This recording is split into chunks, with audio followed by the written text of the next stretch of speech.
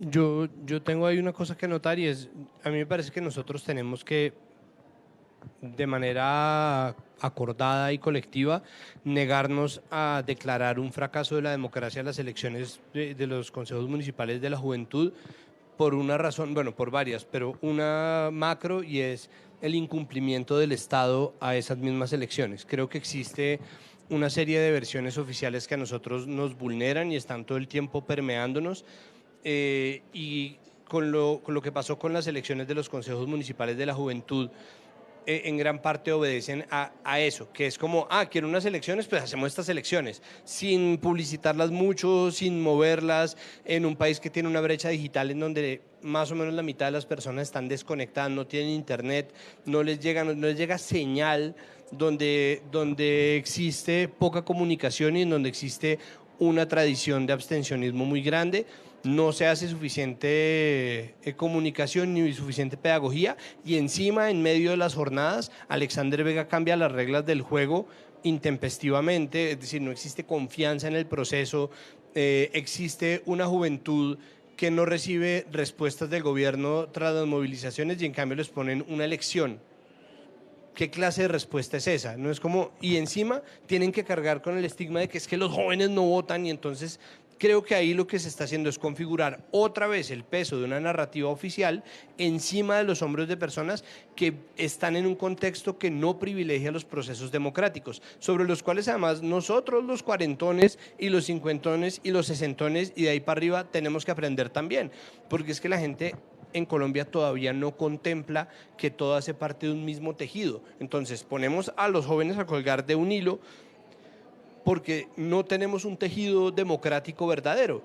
Y es, nosotros tenemos que entender que la movilización es un proceso democrático. Les parezca violento, les guste, no les guste, les parezca que los bloqueos son estos, sean uribistas o no, la protesta es un derecho fundamental y es un derecho fundamental que hace parte de los procesos de la democracia, porque la democracia no se configura solamente en las urnas. Si se le enseña a los jóvenes que solo tienen que votar, fracasamos como democracia. Si se le enseña a la gente que las protestas no se deben verificar o que no tienen que tener alguna consecuencia política verdadera, que no existe participación política posible, que es lo que pasa cuando el gobierno no se sienta a dialogar, fracasamos como democracia. Entonces creo que a los jóvenes se les pone un peso muy grande encima con un estigma previo, es decir, existe un prejuicio sobre el papel de los jóvenes o no los jóvenes, pero nadie se está, bueno, o sí hay quien lo haga, pero no se siente todavía gente que esté convenciendo, pero además no existe una confianza de base que diga como, ok, yo voto y recibo por mi voto esto, pero, y sin embargo, creo que sí se han verificado cosas en las elecciones. Para empezar, Francia Márquez.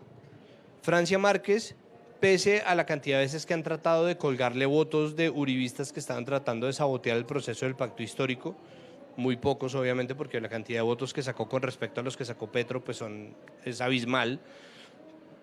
Francia es un fenómeno político gracias a que es un liderazgo que se ha mantenido firme con su naturaleza civil, incluso participando en política, y que de cara a la gente ha movido narrativas que venían del paro desde antes de entrar en política, es decir, es un proceso que se ha verificado en público, que ha sido orgánico y que responde también a algo muy inteligente que hicieron en general los políticos, que hizo Petro, que hizo Fajardo, que hicieron los políticos de oposición, que fue no tratar de cooptar para ellos mismos las movilizaciones.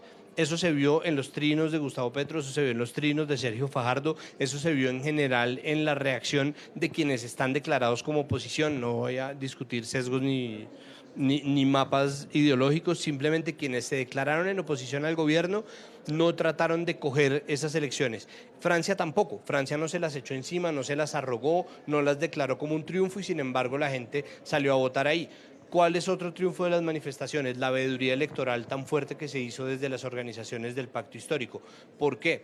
Porque existe una observación y una tensión. Entonces, de nuevo, como la democracia es un tejido, la sociedad civil tiene un papel permanente a cumplir. Lo que pasa es que nosotros vivimos en un país en donde las clases de democracia en los colegios dicen que hay que votar y que estos son nuestros derechos, pero no tenemos una verificación real, nosotros no tenemos una educación constitucional verdadera. Su merced y yo trabajamos en el especial de la Constitución que hicimos en alianza entre El Espectador y Capital, y parte de lo que ocurría era que mucha gente, pese a conocer que tiene derechos, no entiende cómo los puede verificar. Ayuda a la tutela, ayuda el derecho de petición, pero ¿qué pasó con los derechos de petición en pandemia? ¿No?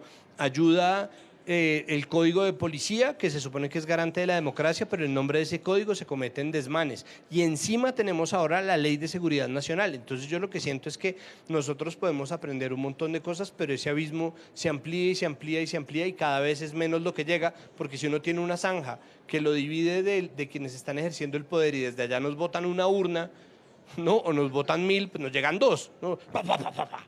Es como, ¿qué hacemos con esto? ¿Qué hacemos con esto? No hay soluciones para el hambre, no hay soluciones para la deforestación, no hay soluciones para la devastación ambiental, no hay soluciones para el desempleo, no hay soluciones para la pobreza creciente, no hay soluciones para la inflación. Hay muchos problemas que son globales. Sí, la pandemia fue una cagada, sí, fue una cagada, pero nosotros no estamos recibiendo respuestas, ni siquiera nos están hablando, ni siquiera se sentaron a la mesa con la gente o con sus representantes, y creo que ahí es donde empiezan de verdad los problemas para poder construir. Pero incluso en esas circunstancias deberíamos entender que protestar es, en mi opinión, y me pueden crucificar en Twitter si quieren, más importante que votar, porque es que estar ahí, hacerle veeduría al poder, exigirle al poder que dé la cara, que responda, que se haga responsable de las cosas, corre una distancia mucho más grande de lo que corre ir a votar por una persona que puede ganar, que puede fracasar o puede no, porque es que los políticos no son perfectos, y no solo no son perfectos, han probado ser demasiado imperfectos. Entonces, la capacidad de reclamar por lo que nosotros necesitamos es algo que nos convierte en partícipes de la democracia. El voto es simplemente un mecanismo que nos asegura la representatividad, pero si nosotros queremos votar por gente que realmente nos represente, tendríamos que estar verificando también una reforma de lo político para no estar quejándonos todos los años de que los políticos no nos representan, si finalmente es la gente que está en el tarjetón cuando llegamos a la dichosa elección. ¿Se atreve usted a insinuar acá en las cámaras del Espectador y Canal Capital que la democracia es acción, entonces? Que no es solo Claro. votar, sino que es una acción que trasciende el ejercicio de votar. Es que la democracia debería ser un diálogo permanente. O sea, la democracia no tendría por qué ser una pelea, pero pues siempre hay problemas y siempre hay descontentos, y por eso los derechos fundamentales contemplan la protesta, porque es como, pues nadie va a estar contento todo el tiempo, siempre alguien va a querer reclamar. Incluso si yo me gano 200 millones de pesos y quiero ganarme 220, tengo derecho a reclamarlos. Que yo sea un conchudo es otra cosa, pero yo tengo derecho a reclamarlos. Entonces, esa conversación debería darse en los términos más justos y más horizontales, y debería tratarse de entender que quien es presidente o quien es líder de estamentos políticos, movimientos políticos del Estado, de la nación, tiene muchas responsabilidades, no solamente tiene mucho poder, es una persona que tiene un trabajo, y que ese trabajo debe rendir resultados, y que esos resultados, quienes los verificamos, somos nosotros. Entonces, la relación de poder debería cambiar desde la manera en que nosotros leemos la democracia, que es la manera en que nosotros se las enseñamos a quienes hoy están en los colegios, a quienes están entrando en las universidades y tienen que ver por requisito de electivas una cátedra de democracia a la que van a dibujar en un cuaderno, a mirar para el techo, porque no existe, nadie se lo está tomando en serio. Entonces sí, la democracia sí es acción, pero si fuera diálogo sería bastante. Cuando toque llegar a la acción existe también una serie de reglas y acuerdos.